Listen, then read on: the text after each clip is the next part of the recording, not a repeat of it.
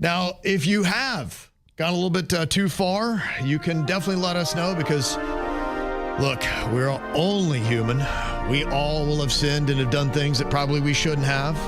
Maybe you haven't even sinned. Maybe you just know of someone else's sins that you'd like to relieve yourselves of. That's kind of more fun, isn't it? Those are the best confessions. Somebody else's dirt. Yes.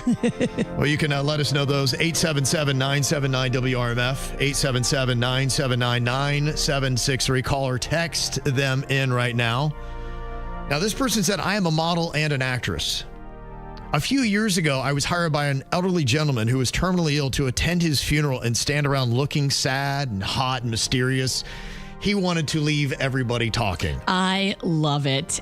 Go, Daddy. He gave me $1,000. I love it. And then I didn't go. Oh, what a hooker. And he hasn't asked for his money back. Oh, but he's not gonna. No, he's not gonna. Oh, you are a bad person. That's a tough one. That's the kind of stuff. Maybe not. You may get away with it for a while, but I don't know what's going on the other side. And I don't want to be like, hey, where's my $1,000? 5 years from now, 10 years from now, you're going to regret that. And you're going to feel bad that you took that old man's money and you were dishonest and you were lazy and you couldn't follow through. You're not a good person in that moment. Some of the things that I carry the most guilt about now, I thought I was so clever when I did it in my youth. Right? Yes. They creep back up on you, the sins of your past. Yes. And you're just like, yeah, you know, in that moment, I thought I was awesome. I'm high-fiving my friends, and I'm like, gosh, that was a terrible thing for me to do. This person said, I realized during my wedding week that my wife-to-be wasn't the one for me. Oh, thank God you realized before the ceremony. No, I went through with it.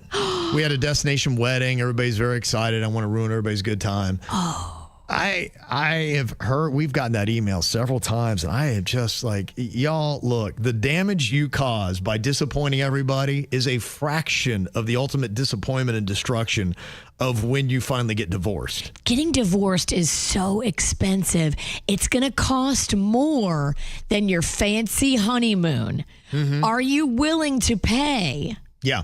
That's because you're going to pay and she's going to pay. And if she don't have a lot of money, guess what? You get to pay your lawyer and her lawyer. Right. Yeah. It's just so much drama. And then you're in court and then it's nerve-wracking. Yeah. Not the right play. This confession says, I scratch my back and head using a fork from the utensil drawer and I put it back afterwards. Unwashed. Right. You animal. Yeah, that's why, honestly, you can't live with animals because when you do, then you're just in the pigsty, Virginia. You can't trust anything. You're a terrorist. You can't trust anything. This person said they're a massive Oasis fan. They went all the way to L.A. to watch that concert. Said, I've loved all their stuff since I was a kid. Got out there, got all excited, got blackout drunk, don't remember a thing of the concert. Oh, no. But when people asked me about it, I said it was the best concert I've ever seen, had the time of my life, because I don't want people to be like, so you flew all the way to L.A. to see a band you've loved since you were a kid and you got blackout drunk and don't even remember the first song. It happens. I've seen especially rookies who get all excited. You know, you're not a big partier. You don't drink a lot. And you get so excited for whatever that big event is or the show or the concert. You have a little bit too much to drink and then it gets away from you. Right. Yeah. You got to pace yourself. If you're a rookie, know you're a rookie. Go into it thinking every other drink is going to be water. Yeah, I've had that. I've done that. A couple things where I spent too much and now I realize, look, if you spend over $100 on any ticket, you just don't drink. Because you don't remember. Just be like, wait, drink on the back end. Right. Or just if you're going, just stay in the parking lot. You can't pregame if you've spent big bucks. Right. This confession says, I travel a lot for work, and during my travels, I often look for places where you could hide a body with little chance of it ever being found. I've never murdered anybody or indeed have any plans to. It's kind of more of a case of being prepared, just in case I find a reason where I need to hide one. It might be time to lay off the Dateline specials. Yeah. It's kind of like Bird's thing where he always asks people when they drive by woods, You think there's any dead bodies in there? And who leads the league in murder specials on this show? You're right. Jay Bird's out today, by the way. He's dealing with some family stuff, but we miss him. Yeah, we do. I know. He's going to miss not being able to talk about murder. He would love to tell you where the bodies are buried in the woods. He does it every time we're in the car and we drive past woods. This person said, my daughter got suspended for kicking the school bully in the balls. I say, no harm, no foul, let her go. They said, I went to school with the little jerk's parents, and I'm actually really proud of her for potentially ending the bloodline. There you go.